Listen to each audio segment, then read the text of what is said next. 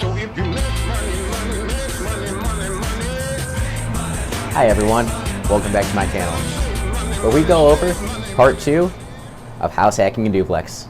Now in this channel, I like to talk about how to make your money work for you, building passive income sources, and a whole bunch of ways to make money on your phone, and some helpful tips here and there. And you know, gotta tell you, I'm not a financial advisor, nor am I a professional on this topic, so be sure to do your own research on any of the information I talk about in this video, or any other videos I make. Alright, we found that duplex. We ran our numbers to make sure that we're doing a good deal and not a bad or an average deal. Now another thing I didn't mention in the first video, there are so many different calculators out there that you can run your numbers through to see if a deal is good, bad, or average. I use the Bigger Pockets calculators, which I'll link in the description below. You can use these up to 5 times for free without paying for their membership.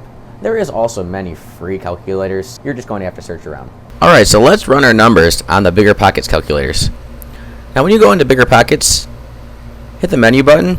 Under Tools, you'll have your calculators. Rental property, fix and flip, BRRRR, rehab, wholesaling, mortgage, 70% rule, Airbnb, and they just recently added the BP Insights rent estimator, which from my experience does not work unless you're in a big market. They don't really have a lot of data for that just quite yet. But we're going to use the rental property because this is going to be a move-in ready property. And we are going to start a new report. And 1, 2, 3, 4, 5, Deal Street. Put in your city, state, and zip code. And next we go to the purchase price. We are going to say we're purchasing this duplex for $120,000. And closing costs are going to be right around $3,500. If you were rehabbing this property, you can click I will be rehabbing this property. And what's really cool, all of these steps have these little help buttons that can explain anything that you're not quite sure as far as what to put in for all of these numbers. Next, your loan details. Now we are going to put 3.5% down using an FHA loan.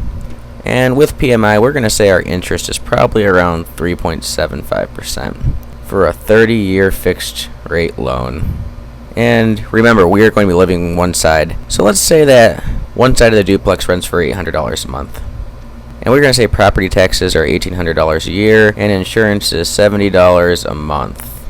Now when it comes to repairs, maintenance, vacancy, and CapEx, you want to put money aside every single month in reserves for when something does break, when you do have a vacant unit, or as you have your property for a while, you do need to fix things like a roof, so capital expenditures are your major repairs. So being a responsible landlord, you need to keep money in reserves. So let's keep 10% off the side for repairs and maintenance. We'll say 5% for vacancy and 10% for capital expenditures. These are just basic numbers. They will all vary depending on the condition of your property as well as the area and the rental income coming in.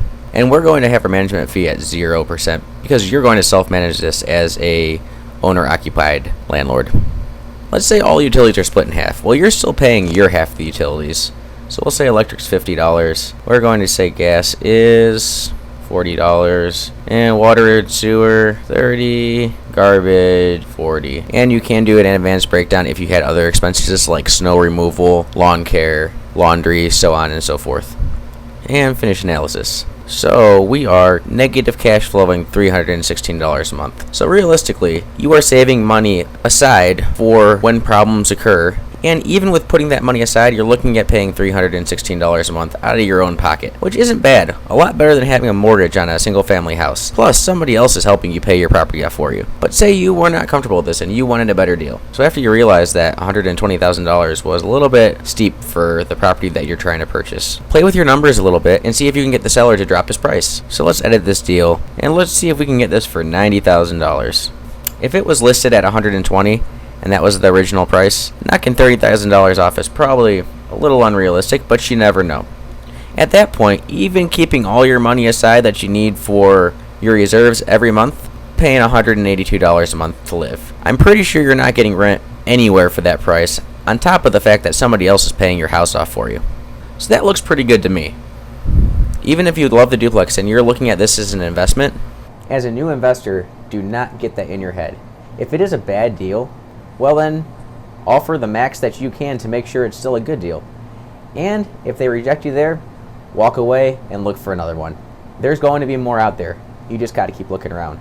Don't let your emotions get the best of you and put yourself into a bad deal.